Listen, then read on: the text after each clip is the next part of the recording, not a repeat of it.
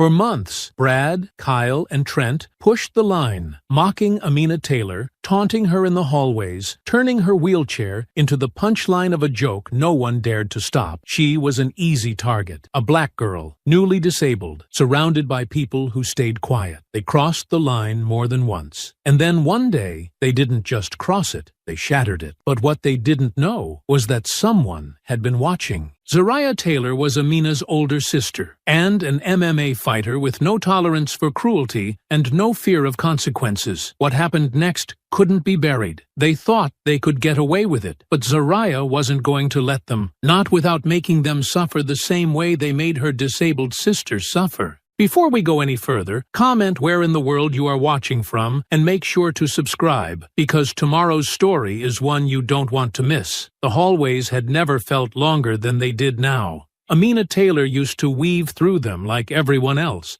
slipping between bodies, shoulders back, head high, her earbuds tucked in and her mind already halfway home. But that version of her, the girl who could outrun the clock and take stairs 2 at a time, was gone.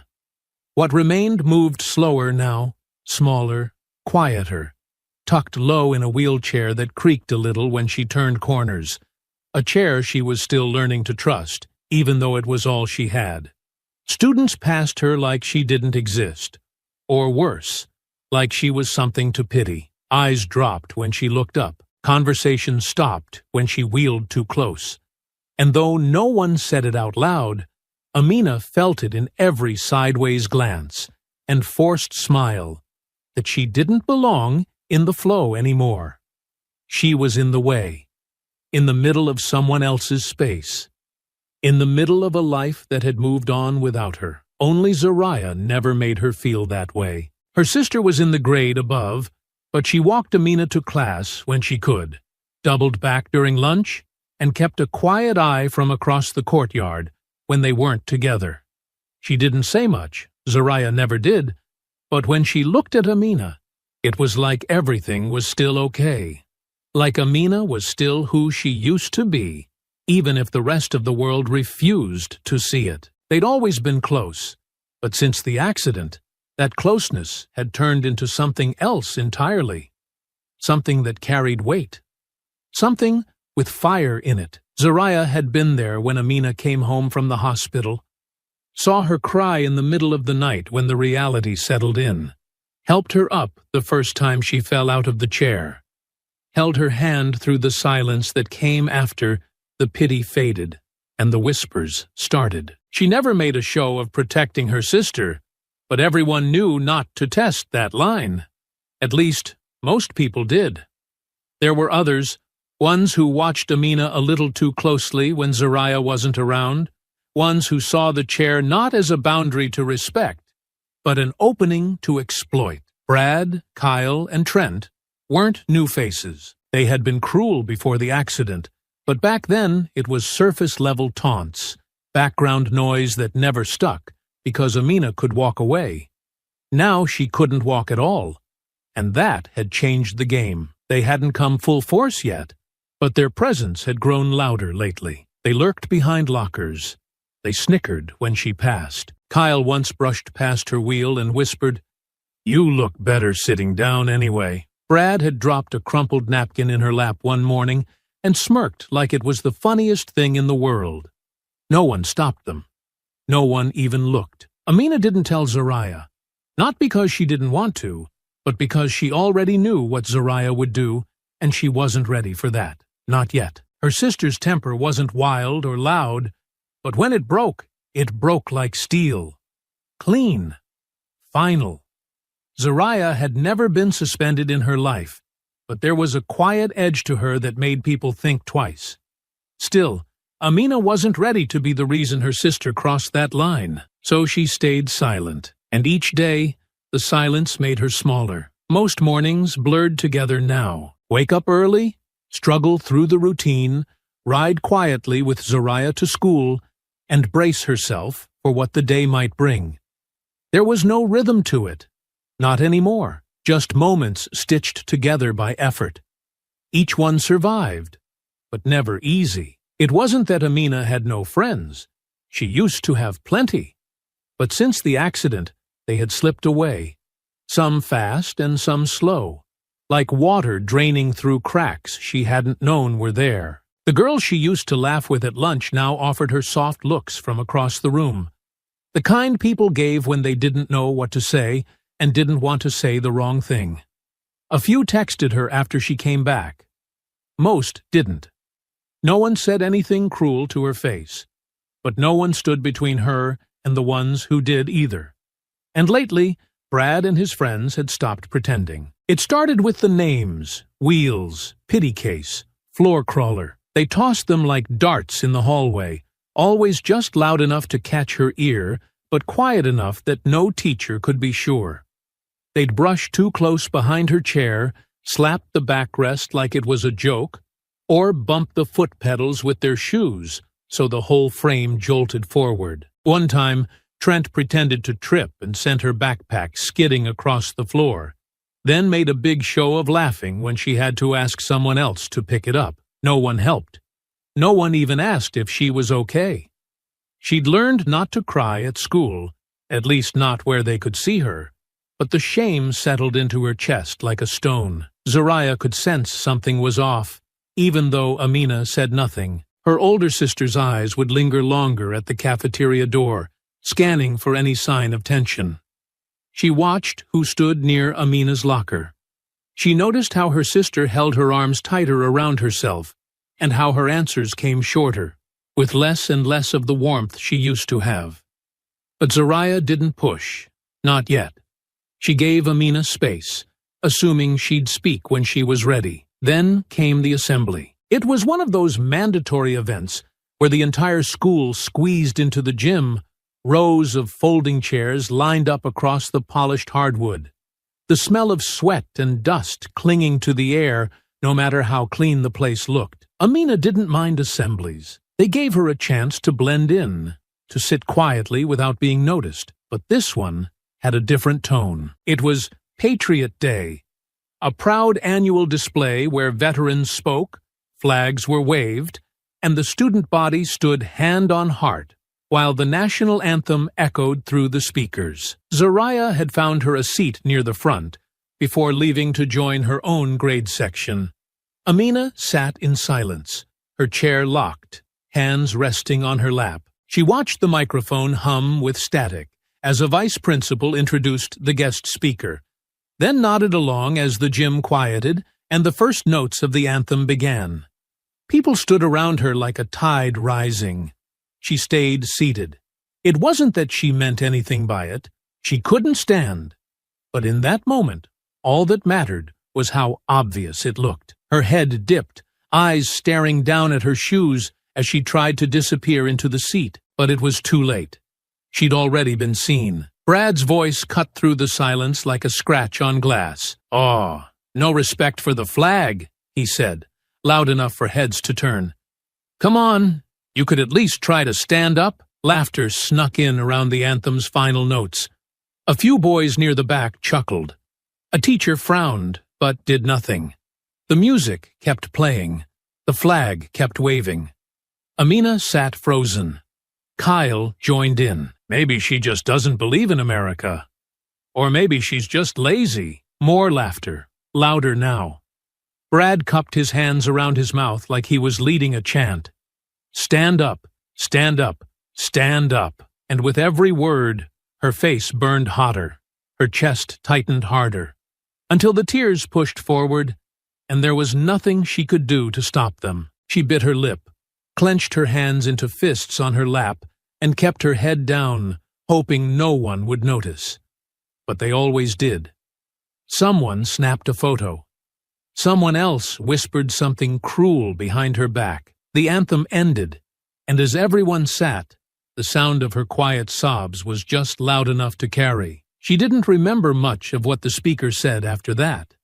She didn't look up. She didn't move. She just waited for the assembly to end, for the chairs to scrape back, for Zariah to return. And when she did, Zariah took one look at Amina's red eyes and trembling shoulders, and didn't ask what happened. She just knelt beside the wheelchair and held her hand the entire walk back to class. but her jaw was clenched the whole way. And behind her eyes, something sharp had started to take shape. Zariah didn't let go of Amina's hand the rest of the day, not even when she dropped her off at her last class. She stood just outside the doorway, arms crossed, jaw locked, her eyes scanning every student who passed like she was memorizing faces. When the final bell rang, she wheeled her sister to the car herself, skipping practice and brushing off texts with one-word replies. The silence between them on the ride home wasn't heavy. It was loaded. Amina stared out the window, her fingers curled around the strap of her backpack, watching the houses blur into a quiet stretch of road. The sun was already low, throwing long shadows across the dash. Zariah hadn't turned the radio on. She didn't ask how the rest of the day went. She just drove, one hand on the wheel, the other tapping slowly against her thigh. When they pulled into the driveway, Zariah didn't go inside. She popped the trunk, grabbed the ramp from the back, and unfolded it carefully. Amina waited until it was in place before rolling herself down, not saying a word. She tried to head toward the front steps, but Zariah stepped in front of her. "Who was it?" she asked, her voice calm, too calm, the kind of calm that felt like the edge of a storm. Amina didn't answer. She didn't look up either. Zariah crouched beside the chair, blocking her path, her expression unreadable, but her eyes locked in. "You're crying in front of a gym full of people, and you expect me not to ask?" Amina shook her head slowly. "It was nothing." Zariah didn't move. "Don't do that. I said it's fine," Amina muttered, but the words didn't carry any strength behind them. Zariah leaned in closer. "You think I didn't see your face after that assembly? You think I didn't hear them laughing?" Amina flinched. "It doesn't matter." "Yes, it does," Zariah said, her voice tightening.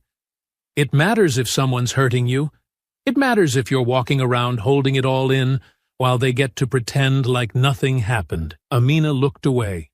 Her fingers were trembling now. "You can't fix everything." "I know that," Zariah replied. "But I can fix this. If you just tell me who—" "No," Amina cut in, sharper than she meant to. "Because if I tell you, you're going to lose it. You're going to get in trouble. And then I'll be alone." The words came out fast, and once they did, she hated how small they made her sound. But it was true. The fear of being without her sister, of sitting alone in that building, while those same boys laughed behind her back and pushed her chair for fun, it was heavier than anything else she carried. Zariah had always been the shield. Without her, there was no protection.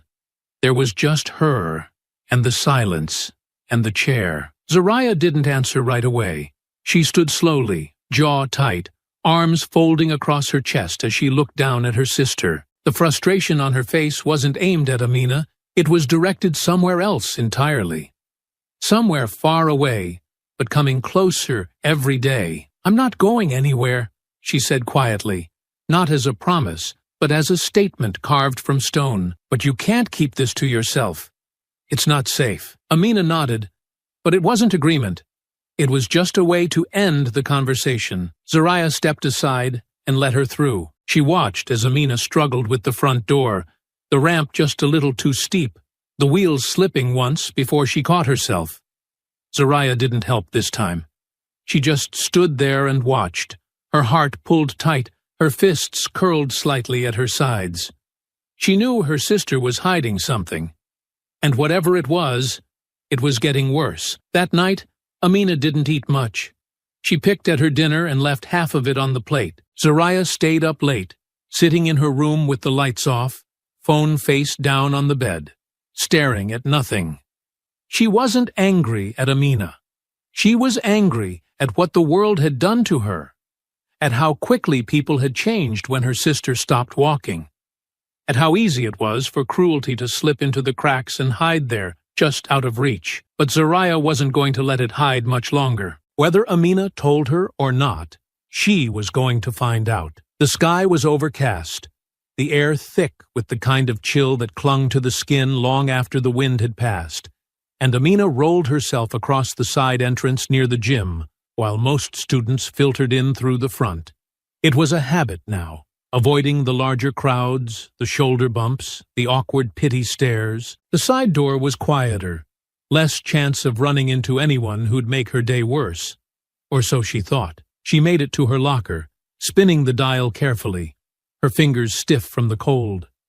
The hallway was still half empty, filled with the low echo of shoes and murmurs bouncing off the walls. She thought she'd make it through this morning without incident. Zariah was already inside, handling something for student council, but she was supposed to meet her before second period. Amina had told herself she'd be fine. It was just 1 hour, one hallway, one morning. She didn't hear them coming. The first sign was the sound of laughter. Low at first, then rising like a wave just before it breaks. She didn't even have time to react before Brad's hand slapped the back of her chair. "Hey, there she is. Captain, sit down," he said, smirking as he leaned over her shoulder. Amina tensed. Her hand froze on the lock. She kept her eyes down, hoping if she didn't engage, they'd go away, but they didn't. Kyle stepped in front of her, walking backward as she rolled forward. "Where's your flag pin, huh? Thought you'd come in with a protest sign today," he said, flashing a wide, mocking grin. "Or maybe a wheelchair bumper sticker that says, 'Down with America'?" Trent laughed from behind. "Nah, she's too lazy to print one out. Besides, she'd have to get up to do that." More laughter. Amina tried to swerve around Kyle, but he stepped to the side again, blocking her. Brad walked up alongside her and grabbed the right wheel. "Come on, just having some fun," he said, his grip tightening. "This thing's built like a shopping cart. I bet I could pop a wheelie." Amina's chest tightened. "Don't," she said, her voice soft but sharp. "Oh, you hear that?" Trent said. "She's got a voice. Thought you left that in the hospital." Before she could react, Brad unlocked the brake. And then, without warning, they lifted. Her world shifted sideways as the chair jolted beneath her, one of them grabbing the handles from behind, the other pulling at the frame. Her body slid slightly, unbalanced. She gripped the armrests tight, trying to stay steady, but her center of gravity was off. She couldn't fight them. Not like this. They weren't laughing anymore. They were performing now. Kyle yanked the chair fully out from under her. Her legs collapsed instantly, limp and unresponsive, her body hitting the floor hard. The tiles were cold. Her palms scraped as she tried to catch herself. The impact wasn't loud, but it echoed through her chest like thunder. She gasped, her face burning, pain and shame twisting together inside her as the boys cheered. Brad hopped into the wheelchair and spun it in a lazy circle, making car sounds with his mouth. "Vroom, vroom! Out of my way! Cripple coming through!" Kyle leaned against the lockers, filming with his phone. "Yo, this is gold. Amina, you want your seat back? Say, please." She looked up, her arms trembling beneath her, her knees useless on the cold tile. "Give it back," she said, but it came out cracked, thin, like air that didn't have strength behind it. Trent nudged the chair with his foot. "She can't even crawl right. Maybe we should race her down the hall." They kept laughing. People started to gather. A few watched, unsure if it was a joke or something worse. Most turned and walked faster. Amina's heart raced. Her vision blurred. She wanted to scream, to grab the chair, to run, but she couldn't do any of it. She wasn't fast. She wasn't strong. And in that moment, on the ground, with her elbows burning and her stomach twisted in panic, she wasn't even seen. She was just something to point at. Brad leaned back in the chair, spinning it again. "I got to admit," he said, laughing, "it's kind of fun being you." And that was when the noise stopped. Not because they were done, but because someone else had arrived. Footsteps echoed from the end of the hall, heavy and fast, cutting through the scene like a blade. The students who had stopped to watch began backing away, their laughter dying quickly. The chair squeaked to a stop as Brad turned toward the sound. And there she was. Zariah. She wasn't running. She didn't need to. She walked down the hall like gravity didn't apply to her. Eyes locked on Amina, then shifting to the chair. Then finally, to the three boys frozen in place. Her face said nothing, but her eyes said everything. And for the first time that morning, Amina breathed. Zariah didn't break stride as she approached. Her steps echoed through the corridor like a warning, each one heavier than the last. The laughter had already died, but the silence it left behind was louder, sharper, filled with a tension that wrapped itself around every student watching from the corners of the hallway. She moved past them like they weren't even there. Her focus was locked dead ahead. Amina was on the floor, her arms shaking as she tried to lift herself, and the chair, her chair, was spinning in lazy circles beneath Brad, who was leaning back like he was still king of something. Kyle stood with his phone raised halfway, no longer recording but still gripping it like he didn't know what else to do with his hands. Trent leaned on a locker, his smirk just beginning to crack. Zariah didn't look confused. She didn't look panicked. She looked calm. Too calm. Brad chuckled nervously when she reached them, trying to climb out of the chair with a weak grin. "Hey, relax. It's just a joke. We were just messing around." Zariah didn't blink. "Get out of her chair." Brad hesitated, his voice trying to sound casual, but his bravado was already thinning. "She was fine, all right? We didn't hurt her or anything. We were giving it back. I said," Zariah repeated, her voice low and even. "Get out of her chair." Kyle stepped forward, trying to fill the space with noise. Nobody touched her. "We didn't even push her that hard." Zariah cut her eyes toward him. "You dropped her on the floor and laughed." Trent scoffed. "She can't feel it anyway, right?" That did it. Zariah's hand moved before anyone could speak. She grabbed Brad by the front of his jacket and yanked him out of the wheelchair so fast his legs tangled beneath him.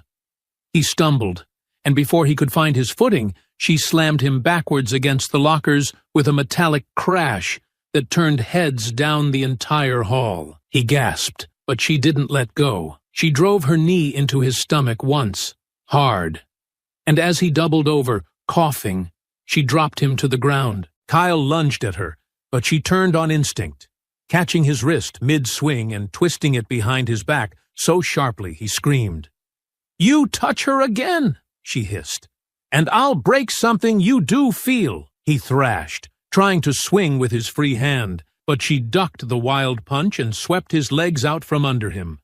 He hit the floor hard, his head snapping against the tile with a dull thud. He groaned, clutching his shoulder, but she was already turning. Trent charged at her from the side, yelling, trying to grab her in a full tackle. Zariah barely stepped back in time. His momentum sent them both stumbling. They crashed into a row of lockers, the sound booming like thunder. She twisted, trying to break free, but he had a grip on her hoodie now, dragging her sideways. "You think you're tough?" he barked. "You think you can come in here and—" She drove her elbow into his ribs once, then again, and when his arms loosened, she spun, grabbing the front of his shirt and throwing him across the hallway. He hit the ground hard, rolling once before slamming into the base of a trophy case. Glass cracked. A cheerleader's photo inside the frame rattled loose. By now, students had backed far away, but no one had left. No teachers had arrived. Phones were out again, not to stop the fight, but to capture every second of it. It wasn't just a fight anymore. It was something else entirely. Something that had been building for days, weeks, maybe even longer. Zariah's chest rose and fell fast, her fists still clenched as she took in the scene. Kyle wheezing on the floor, clutching his wrist. Trent groaning by the broken glass. Brad crawling toward a backpack, spitting curses under his breath. "You're gonna regret this," he snarled. "You think just 'cause you can throw a punch." Zariah walked toward him slowly. "I'm not throwing punches," she said flatly. "I'm delivering consequences." He lunged from the floor, trying to surprise her with a blind tackle, but she sidestepped it, grabbing his arm mid-motion and twisting him mid-air. He crashed down on his side with a pained yell. She didn't stop. She grabbed the back of his jacket and dragged him a few feet like he weighed nothing, tossing him hard against the lockers again. "This is for pushing her," she said, as he slid down the metal. She kicked his ribs. "This is for laughing." Another kick. "This is for recording it." He tried to speak, but nothing came out. She turned, stepping toward Kyle, who was scrambling up now with a broken look in his eyes. "You want to finish this?" she asked. He shook his head. Too late. She grabbed him and slammed him against the locker next to Brad, then kneed him once, stepped back, and hit him with a clean right hook that sent him slumping. She didn't yell. She didn't curse. Her silence was worse. Her eyes stayed cold. But even she didn't see Trent coming up behind her. And the fight wasn't over yet. Trent rose behind her with blood on his lip and fury in his eyes. He didn't charge this time. He pounced, wrapping both arms around Zariah's waist and yanking her backward with everything he had. She lost her footing, crashing into the ground with him on top, his elbows striking the side of her head in the fall. For a second, everything jarred sideways. Noise, color, movement blurring around her. He tried to pin her arms down, growling through clenched teeth, spitting out curses like they were spitfire. "You think you're some kind of hero?" he snapped. "You're just another thug. Just another—" Zariah twisted under him, forcing her knee between them, gritting through the pressure until she found her angle. She shoved upward, grunting with the effort, then rolled, reversing their position with raw force. Her elbow came down into his jaw once, hard. Then again, snapping his head to the side. She grabbed his shirt and slammed the back of his head into the floor. Once, then twice. The impact echoed, and for a moment, everything else seemed to stop. Blood ran from his mouth now, dark and fast. And when she stood, he didn't follow. Kyle crawled toward a hallway exit, dragging himself across the tile with one arm, his face dazed, his breathing shallow. Brad tried to grab a metal broom from the janitor's bucket someone had left near the lockers, but his hands were shaking too badly. He swung it once, blindly, and the end of the handle clipped Zariah's shoulder. She didn't flinch. She turned, and Brad froze, still crouched, holding the broom like it would save him. Zariah stepped forward and slapped it from his hands so fast it clattered to the floor before he even blinked. She grabbed him by the collar and lifted him halfway off the ground. "You humiliated my sister," she said, her voice low and sharp. "You dragged her out of her chair. You laughed. You recorded it.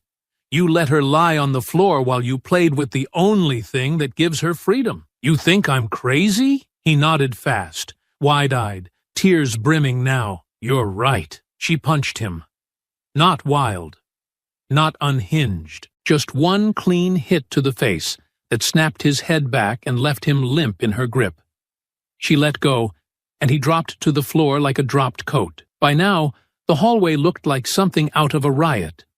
Lockers dented, backpacks scattered, blood smeared on the floor, students still circling the edges, phones still raised, mouths covered in disbelief. A few had backed behind the corners, whispering to others down the connecting halls. Some stood frozen with their hands over their mouths. But none of them said a word, and still, not a single adult had arrived. Zariah turned slowly, taking one long breath. Her arms were scraped, her hoodie torn at the shoulder, a trickle of blood near her temple from where Trent had slammed her. She winced as she rolled her neck, her ribs throbbing from the fall, but she stayed upright. Her eyes scanned the hallway once more, as if daring anyone else to speak. No one did. Then she moved to her sister. Amina was still half sitting, half sagging against the lockers. She hadn't cried again. Not yet. But her body was shaking, her eyes locked on the wreckage around her. She'd watched the entire thing. Every punch, every fall, every word. Zariah crouched beside her, her voice soft for the first time. "Come here." Amina didn't speak, but she leaned into her.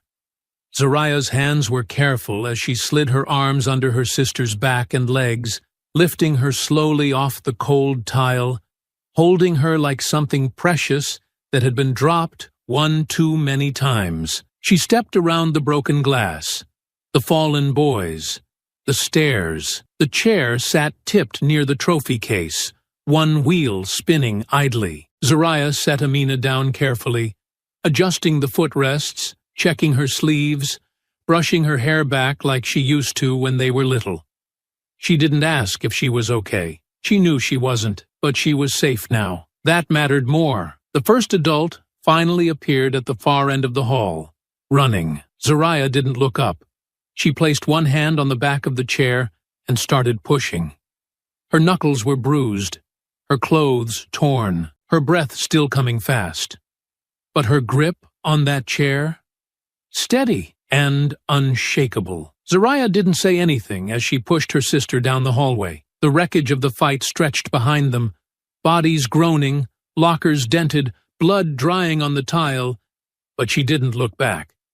She didn't check to see who was watching or filming or whispering behind their hands. All that mattered was the weight in the chair and the silence that clung to it. Amina hadn't spoken since the last punch landed. Her hands were clenched in her lap, knuckles white, eyes unfocused, shoulders trembling in a way that told Zariah the adrenaline was still fading, that her sister was holding back something she couldn't keep buried for long. Zariah slowed near the end of the hall and leaned over her slightly, crouching beside her again, even though every bruise and muscle screamed not to. She placed a hand gently on Amina's wrist. "Hey," she whispered. "It's over. I'm here." And that was when the wall cracked. Amina's shoulders heaved once, a sharp breath breaking out of her chest as the dam gave way. Her lips curled inward as she tried to stop it. But the tears came too fast, too full. She turned into her sister's arms and buried her face against Zariah's shoulder, clutching the front of her hoodie like it was the only thing keeping her from falling apart completely. Zariah held her like she had in the hospital room that first night after the accident, when Amina had woken up screaming, terrified at the stillness in her legs. Held her like she had in the hallway outside the bathroom when a teacher had barked at her for being late, not even noticing she couldn't get the stall door open. Held her like she was trying to shield her from a world that kept forgetting how to treat her like a person. The tears soaked through Zariah's sleeve, hot and sharp. Amina's whole body trembled, and the sound of her crying wasn't loud, but it carried, deep and broken, like something old was being torn open. "I tried," Amina whispered between sobs. "I really tried to ignore it. I thought I could just wait it out." Zariah didn't say, "I know." She didn't say, "It's okay."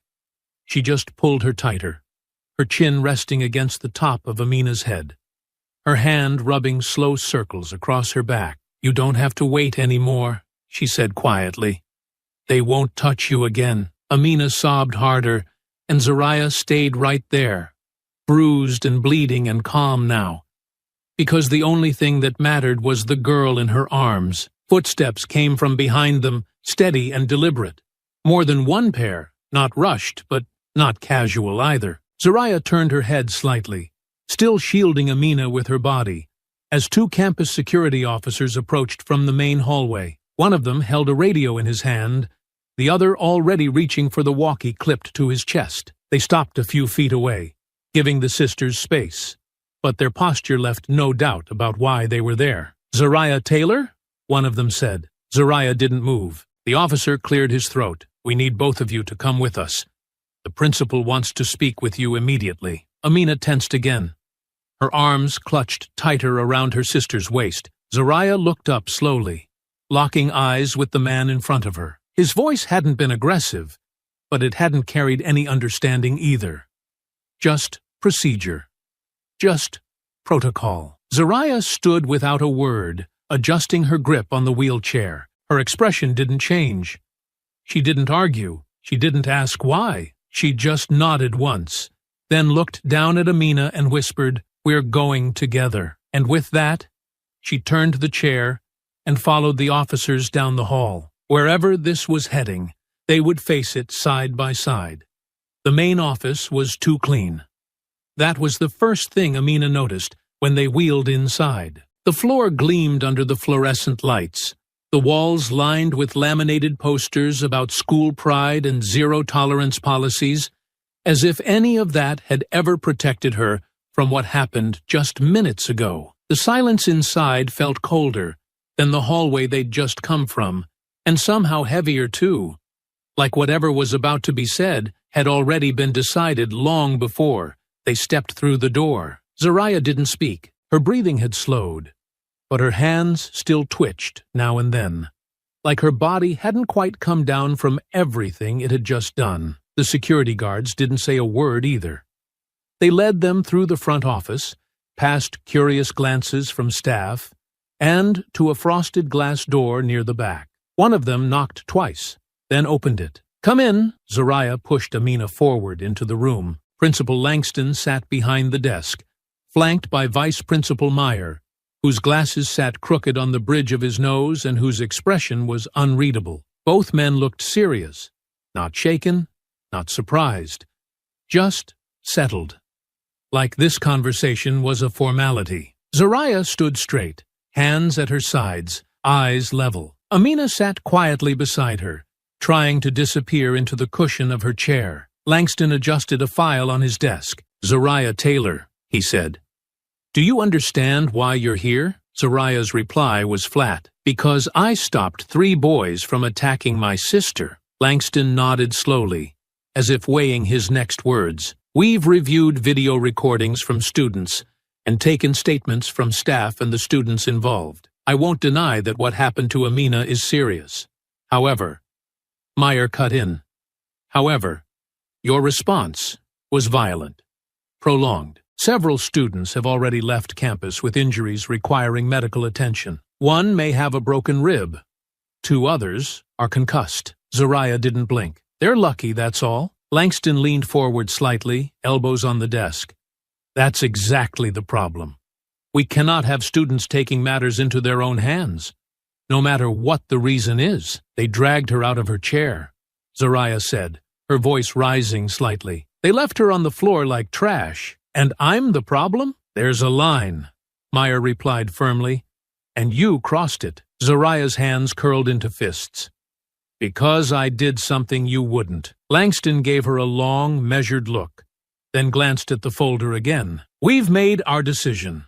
Effective immediately, you are expelled from this school." The words landed like a weight in the room. Amina turned, eyes wide, mouth opening like she was about to protest. But no sound came out. She looked at Zariah, waiting for her to respond, to argue, to push back. And Zariah did. She stepped forward, voice tight with fury. "You're serious. You're throwing me out, while the 3 of them get to limp home, spin their story, and come back tomorrow like nothing happened." "They're being disciplined," Langston replied stiffly, "pending further review. But we can't ignore the damage done. You used excessive force because you never lifted a finger to stop them," Zariah shot back. "You ignored the warnings. You ignored her complaints. You ignored her. So I stopped waiting." "This isn't about your sister anymore," Meyer said sharply. "This is about you." Zariah gave a bitter laugh, stepping back, shaking her head. "No. This has always been about her. You just don't want to admit how fast you looked the other way." Langston stood. "You'll leave the school grounds immediately. Your parents have been notified. Security will escort you out." Amina's voice finally cracked through the tension. "No. Wait." Zariah turned to her. For a moment, the anger dropped from her face, replaced by something else, something hollow. "I'll be fine," she said softly, crouching again to meet her sister's eyes. "But you need to keep your head up now." Amina's chest was tight, her breath catching. "I don't want you to go." "I know," Zariah whispered, her voice breaking just slightly. "But they're scared of strength. That's why they're doing this. You just make sure they stay scared of yours." One of the security guards stepped inside the room. "Time to go." Zariah stood up slowly. She looked once more at the 2 men behind the desk, both of whom had turned their attention back to their papers, as if what had just happened didn't need further discussion. Then she walked out. And with every step she took, Amina felt the fear sink deeper. Because the one person who had always been there, who had always stood between her and the worst the world could offer, was gone now, and the school hadn't changed. Only the hallway had. The house was quiet when they got home, too quiet. Their mother wasn't back from work yet, and the usual background noise, the television humming low in the living room, the gentle clatter of dishes, the sound of someone moving from one room to another, was missing. Only the distant tick of the hallway clock filled the silence as Zariah helped Amina up the ramp and through the front door, careful not to jostle the chair too hard. Amina didn't say much, and Zariah didn't push her too. She just rolled her sister to the middle of the living room and crouched in front of her, resting her arms on Amina's knees, breathing slowly, her eyes searching her sister's face for something solid to hold on to. Amina looked away. Zariah followed her gaze. They sat there for a while like that, the afternoon sun spilling across the carpet, catching the specks of dust that drifted lazily through the air. Outside, someone's dog barked. A car door slammed down the street. The world kept moving. But inside, everything still felt like it was standing still. Zariah finally broke the silence. Her voice was soft, but not tired. "I'm sorry." Amina blinked. "What?" "I promised I'd protect you," Zariah said, her head lowered. "And now I'm not allowed within 50 feet of your school." Amina shook her head, her throat tightening. "You didn't do anything wrong." Zariah looked up again. "Didn't I? I beat the hell out of 3 kids, Amina. I gave them bruises and blood, and reasons to spin the story however they want. Now I'm the violent one, the angry one, the one they'll say snapped. And you're still stuck in there with them." Amina didn't answer right away. Her hands were folded tightly in her lap, her shoulders tense. She looked so small in that chair sometimes, Zariah thought. Not because of her body, but because of everything she'd been forced to carry alone, things no one her age should have to. "I'm scared," Amina whispered. Zariah didn't say anything. "I'm scared they're gonna come after me again," she continued. "Scared I won't be able to stop them. That they'll find some way to hurt me worse. And now you're not there." "No one is." Zariah moved closer, sitting down cross-legged on the carpet, knees touching the footrests. "That's not true." "They didn't believe you," Amina said. "You saw what happened. They made it like you were the problem. And if they could do that to you, what do you think they'll do to me when I go back?" Zariah leaned back slightly, exhaling through her nose. "They can lie in a meeting," she said. "They can hide behind desks, but they can't lie to the world." Amina looked at her, confused. Zariah's voice steadied. "The video. The one Kyle took. The one the school pretended not to have? They deleted it from his phone. But I saw 3 other kids recording. One of them posted a clip already. Just a few seconds. But it shows you on the floor. Shows them spinning the chair. I screenshotted it before it got taken down." Amina's brow furrowed. "You think someone else has the whole thing?" "I know they do," Zariah said. "And even if they don't, we have enough already to tell the truth." Amina hesitated. "And do what? Show it to Langston?" "He already made up his mind." Zariah shook her head. "Not him. Everyone else." She stood up, went to her bag by the door, and pulled out her phone. Then she brought it back and placed it gently in Amina's hands. "You're going to post it." Amina stared down at the screen. "Me? They expect you to stay quiet," Zariah said. "They expect you to cry in the corner, wait for some weak apology, maybe get an extra hall monitor for a week. But if this comes from you, if people see your face, hear your voice, they won't be able to ignore it." "Not this time." Amina's grip tightened around the phone. Her voice shook. "I don't know if I can. What if it just makes things worse?" Zariah knelt down again, leveling her gaze. "Then we fight harder." She pulled her own phone out and opened a folder. Photos, screenshots, the short video, her notes on the boys' names, a log of every incident Amina had mentioned over the last month, pieced together in careful, quiet rage. "We'll post the clip with a caption, just a few lines, then tag the local news station, the district office, the Disability Rights Foundation, maybe even the city's community group. People will see it, and once they do, they'll start asking questions Langston doesn't want to answer. Amina's eyes were glassy, but her voice didn't shake this time. And then what?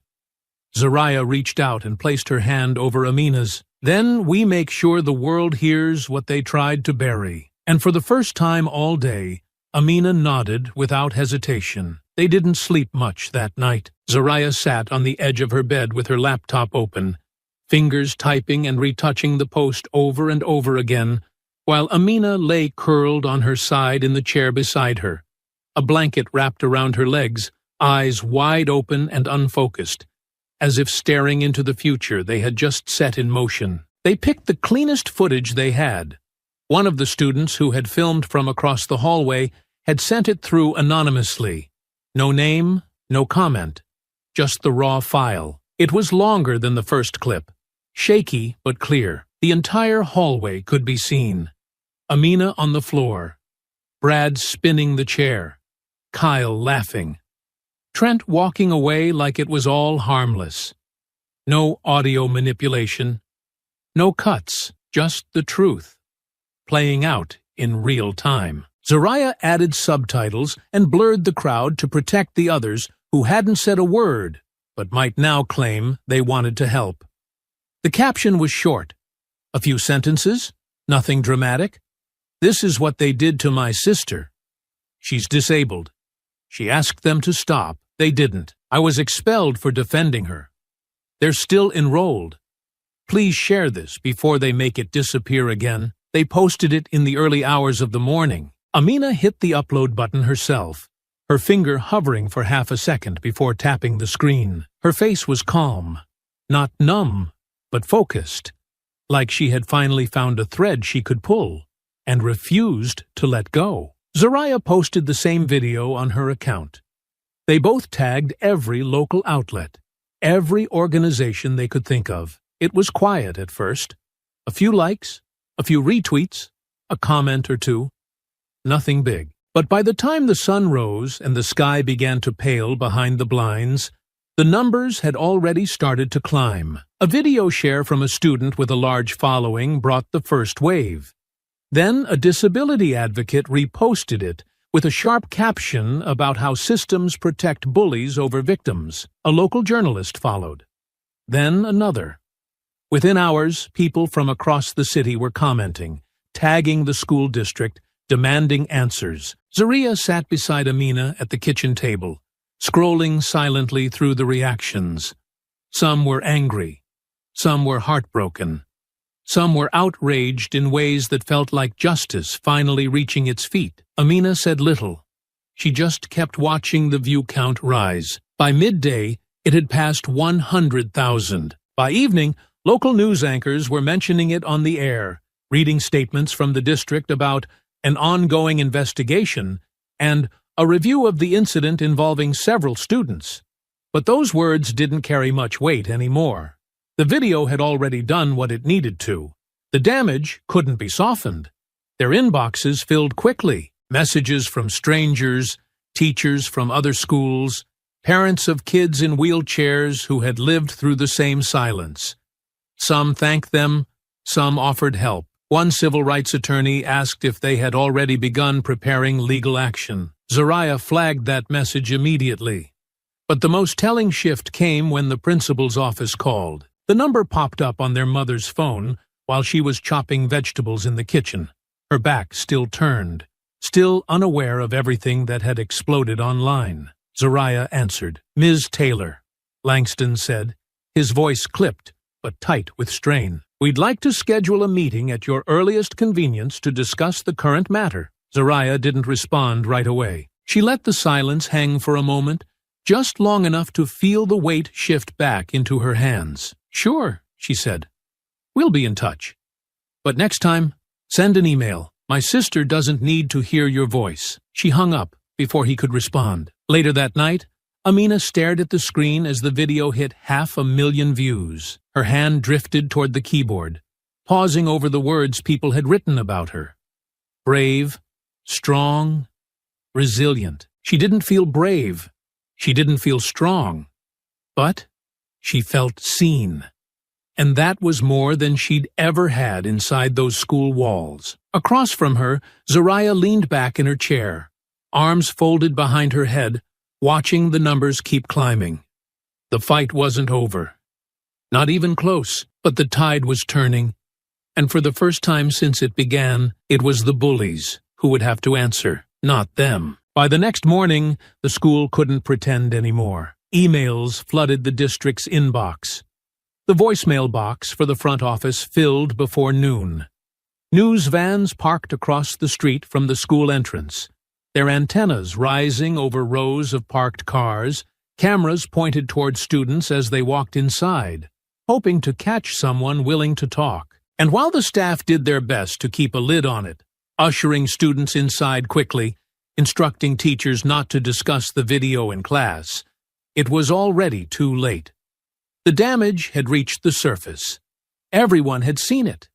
Everyone had opinions. And no one believed the school anymore. In classrooms, students whispered during lectures, phones hidden beneath desks, fingers tapping through the endless stream of reposts, comments, and stitched videos breaking down every second of the footage. Some spoke in low voices about how they'd seen things before, how Brad and Kyle and Trent always acted like nothing could touch them. A few even admitted quietly that they'd laughed at the time.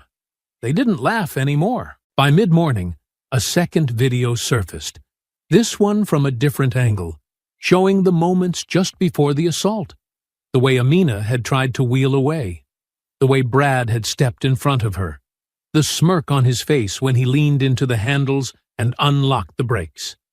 It wasn't just bullying anymore.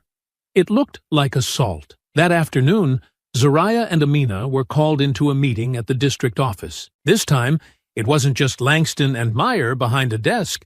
It was a panel, representatives from the superintendent's office, a school board liaison, a district legal advisor, and one silent woman from the Department of Equity and Inclusion, who said nothing the entire meeting, but took notes with a pen that never stopped moving. They sat in a quiet, windowless conference room, the walls lined with framed photos of smiling graduates and group shots from outdated school events. The contrast between those images and the tension in the room was sharp enough to taste. Langston was there too, but he didn't lead the conversation. Zariah did.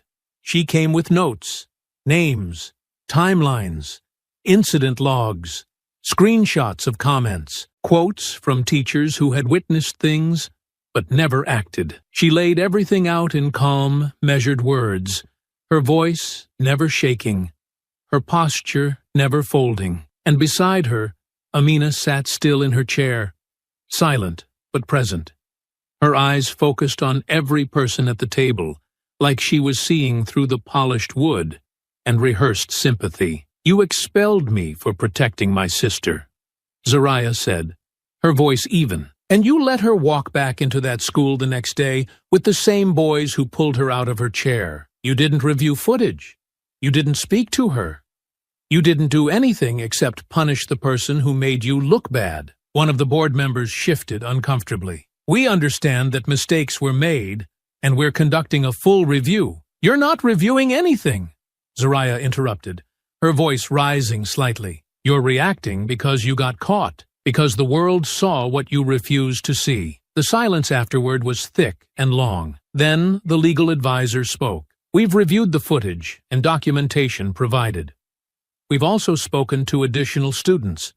Based on the full scope of the incident, the district is issuing an official apology to both Amina and Zariah Taylor. The expulsion will be reversed immediately, and the disciplinary actions against the other students are being re-evaluated." Zariah leaned back slowly, her hands folded across her lap.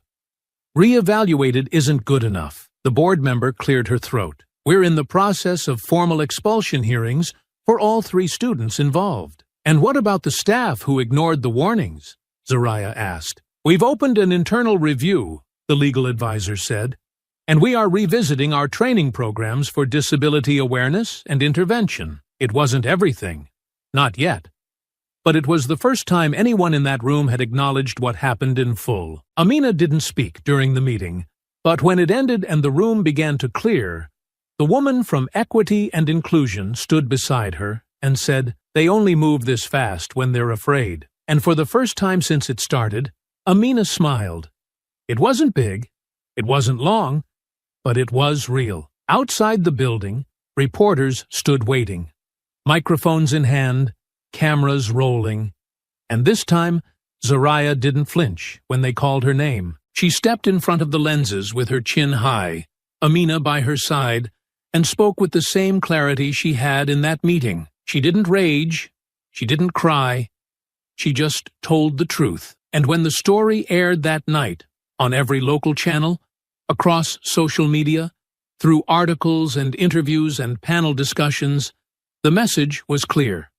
They weren't just fighting back. They were winning. But that didn't last forever. It didn't take long for the pushback to start. By the end of the week, after the district issued its formal apology and confirmed that the expulsion against Zoraya had been rescinded, local talk radio began to shift. The tone was different now. Not all outrage and sympathy, but something quieter, more calculating. Callers framed their concerns in vague terms, their voices laced with hesitation, meant to sound fair. "Now, I'm not saying what happened to that girl wasn't terrible," one man said on a popular morning segment, "but I just wonder, at what point does violence go too far? I mean, that other girl sent 3 boys to the hospital." A mother chimed in later that day, her voice tight, controlled, the kind of tone used when someone rehearses every word before stepping in front of a microphone. "My son Kyle has never been a bully. He was caught in a moment. That girl had training. She's a fighter. Why isn't anyone asking if what she did was excessive?" Others followed. Letters to the editor, online comments under news stories, carefully worded statements from the parents of the boys involved, crafted by lawyers and public relations coaches and framed with language that danced around accountability. They didn't deny what happened. They didn't apologize for it either. They just redirected the spotlight, away from their sons and onto Zoraya. A few of the articles began referring to her as the expelled MMA student, rather than by name. Anonymous sources mentioned her violent background. One blog claimed she'd attacked before, though no one could prove it. The implication was clear.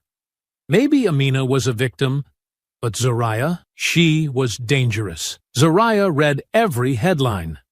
She didn't flinch, but Amina noticed the way her sister stayed up later now, scrolling through articles on her phone, fingers clenched, jaw tight. She noticed how Zoraya stopped posting for a few days, how she pulled away when friends texted, how she said she was fine, but walked around like she was waiting for something else to hit her.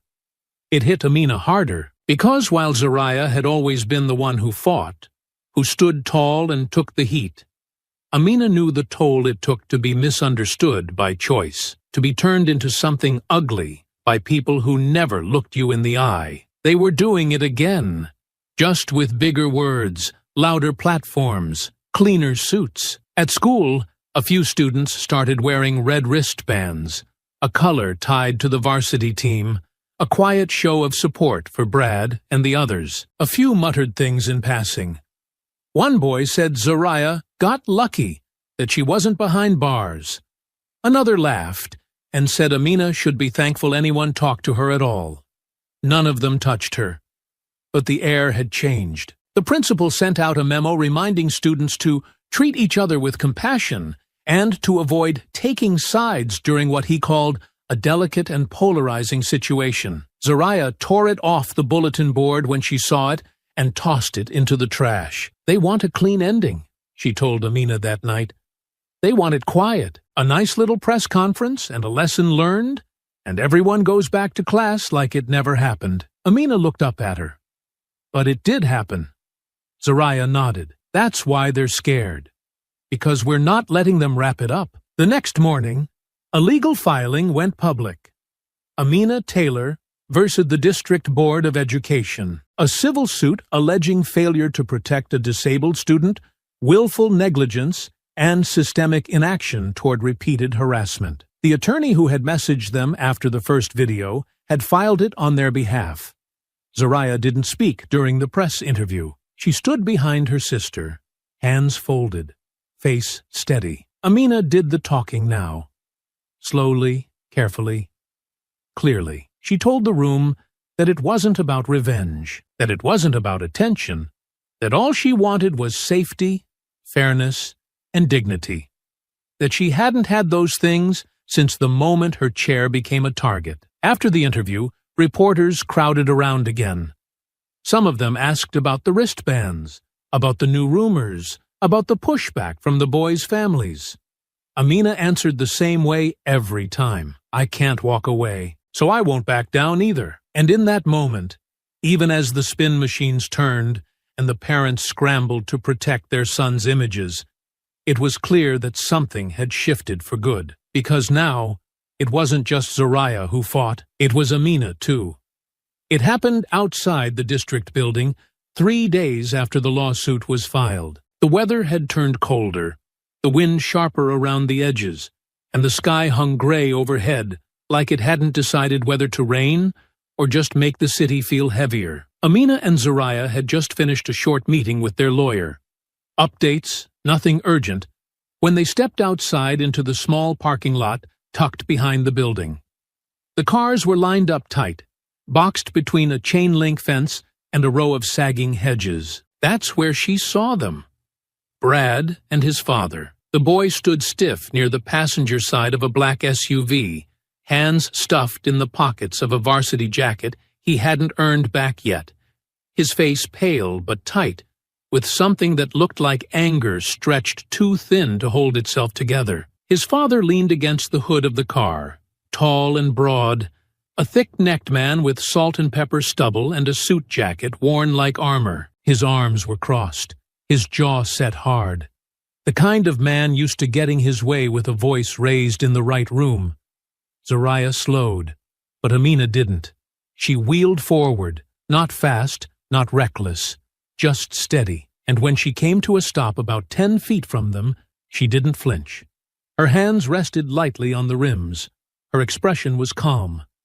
Brad's father stepped forward first. "You think you're clever," he said, his voice flat, the kind of tone meant to fill space like pressure. "Dragging my son's name through the mud, spinning stories to ruin his future. You think anyone's going to remember the truth after you've poisoned it this way?" Amina tilted her head, her eyes steady. "I'm not the one spinning anything." He took a step closer. "You don't understand what kind of damage you're doing." Behind him, Brad stayed silent. Zoraya moved closer, her posture guarded, every step measured. But Amina raised a hand gently, signaling her to hold back. Then she looked straight at Brad. "You brought your daddy to yell at me?" she said, her voice soft but clear. "Wasn't brave enough to do it yourself?" His eyes flickered. His father's expression hardened. "You're out of your depth, little girl." Amina smiled, slow and sharp. "I've been dragged across floors, left on the ground, mocked by people who thought I'd stay quiet forever. And I still came back. I'm not out of my depth. I'm just out of patience." He stepped closer. Zoraya moved to intercept, but Amina didn't move. "You think this is strength?" he asked, low and hard. "Sitting in a chair behind a lawsuit?" Amina's voice didn't waver. "No, I think strength is sitting in a chair and still making people like you nervous." For a moment, no one moved. Then Brad's father looked away, just briefly, like the words had landed somewhere he hadn't expected. Behind him, Brad's jaw twitched. His mouth pressed into a thin line, but he still didn't speak. He didn't step forward.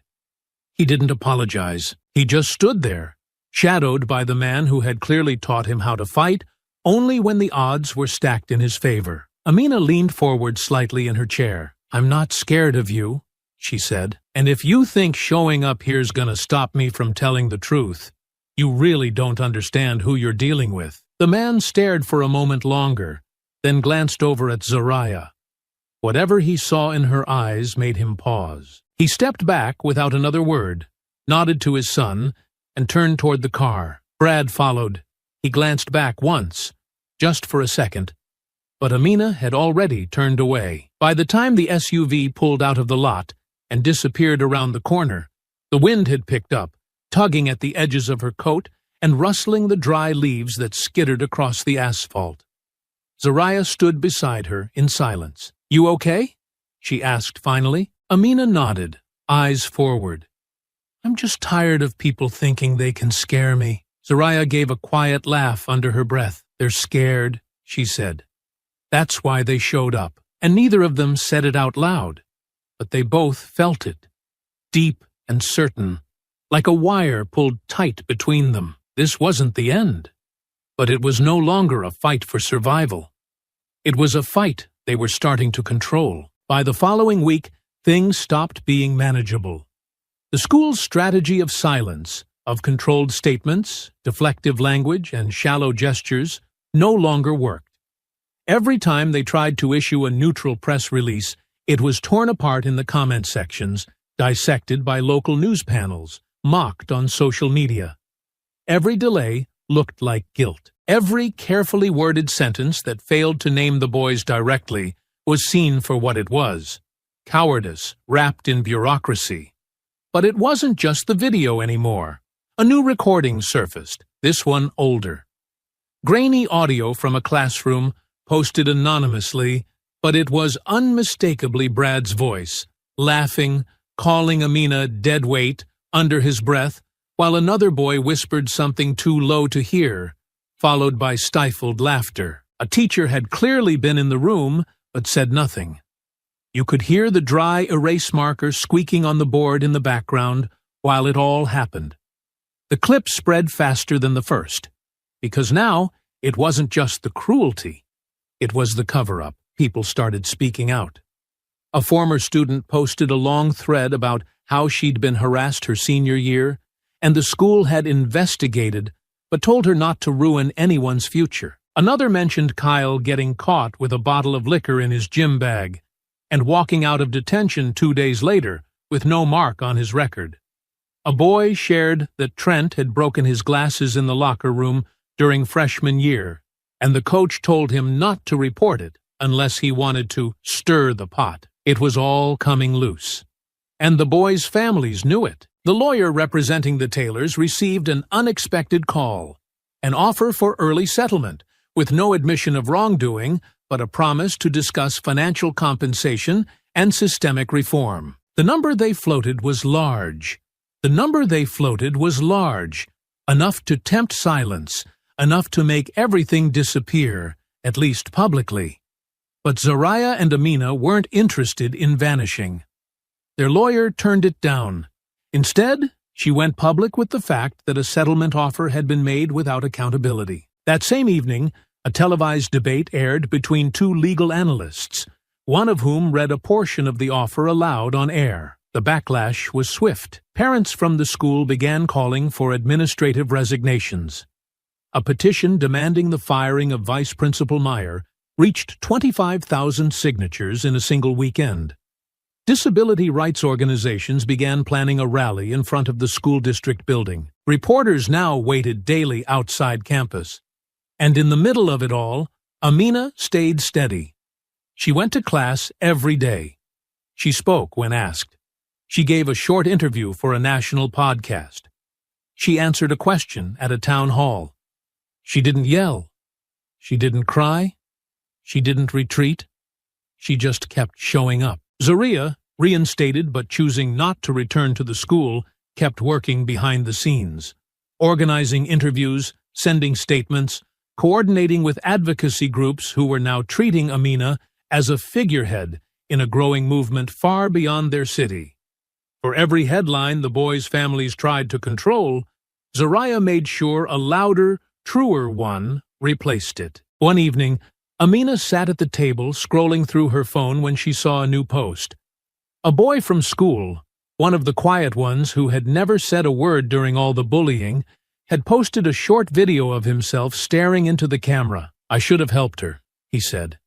"I saw what they did. I didn't do anything. But now I'm going to." He shared the link to the petition. He tagged the district. He named Brad. Amina didn't know how to feel at first, but when she looked across the table and saw Zariah watching her, the corner of her sister's mouth lifting into something small and proud, she realized something simple but powerful.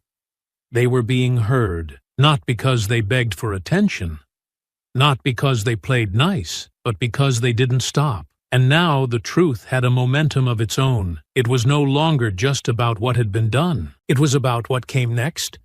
The change came slowly, then all at once.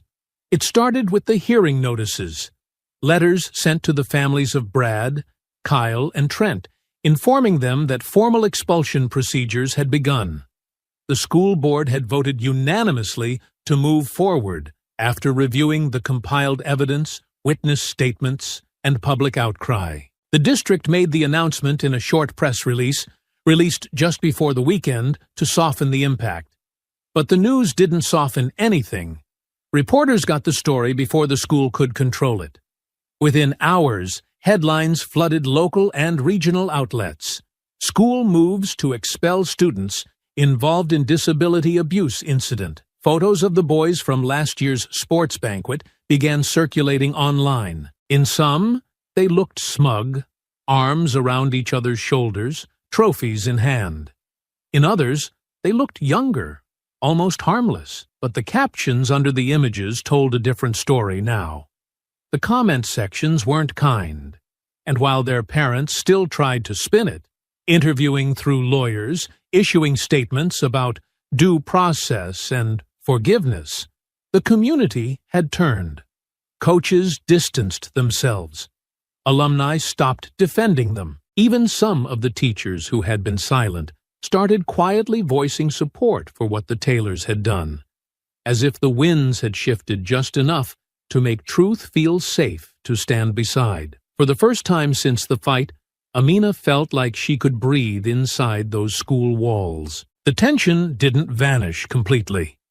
There were still stares in the hallway, whispers that trailed behind her, classmates who avoided eye contact or spoke too carefully, like the truth might still be radioactive, but the fear had changed shape.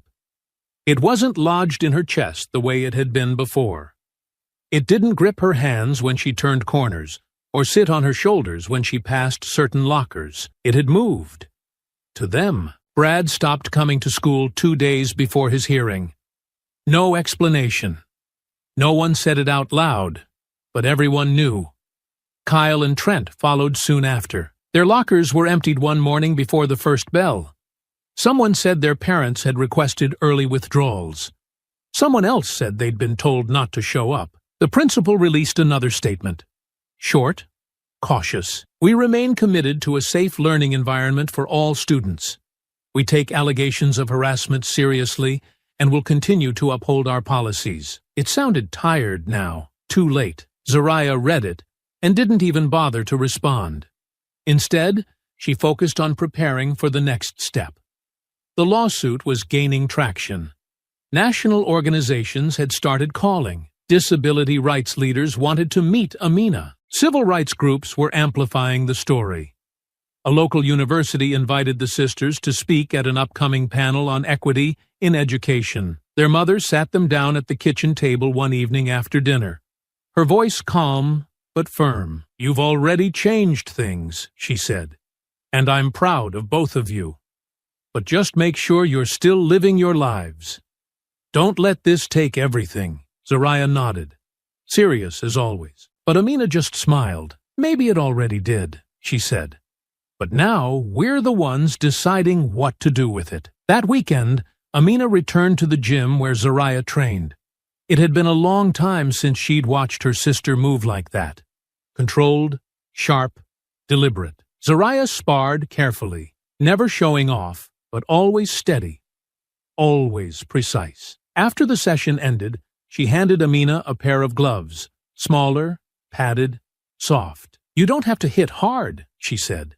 "Just hit smart." Amina slipped them on. The weight didn't scare her anymore, because now she understood what it meant to stand your ground, even when you were sitting. The rally took place on a cold Saturday morning, just outside the district headquarters.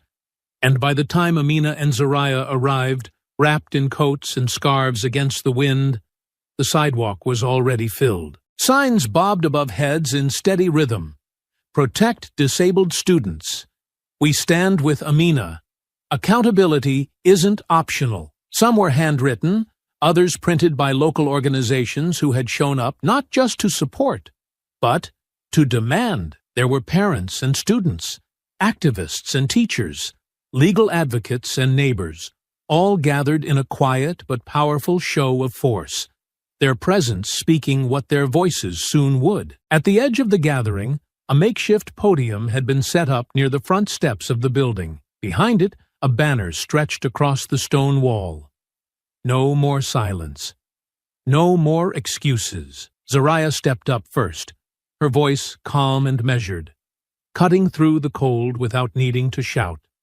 She spoke about schools as institutions of trust, how they could no longer expect students to endure harm in silence, while adults turned away. She spoke about systems that only moved when forced, and the strength it took to be the one doing the pushing. Then she stepped back, and Amina wheeled forward. She didn't look at the crowd first. She took a slow breath, her hands resting on the podium, steady and sure. Then she raised her eyes and spoke. Not loud, not theatrical, just clear, like she was no longer asking permission to be heard. I didn't file a lawsuit because I wanted revenge, she said.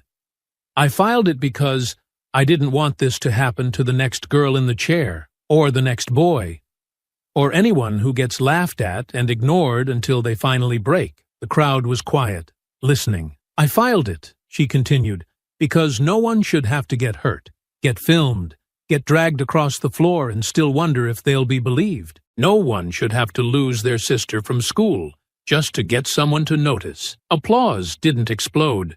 It rolled in like a rising tide, steady and strong, carrying warmth in its sound. She paused only briefly before finishing. And I'm not going anywhere until the people who failed me are the ones who have to answer for it. That night, her words were quoted on the evening news, and the lawsuit became national. Within days, media coverage spread far beyond the city. Major outlets published features with headlines like Student Files, Landmark, Disability, Discrimination Case Against School District, and Sisters at the Center of Civil Rights Storm refused to back down. Interviews were requested from national talk shows. A segment aired on a late-night special. The legal filing itself, Taylor v. District Board of Education, was circulated in advocacy networks, used as an example of how accountability could no longer be buried under red tape and silence. The district's lawyers tried to get ahead of the damage.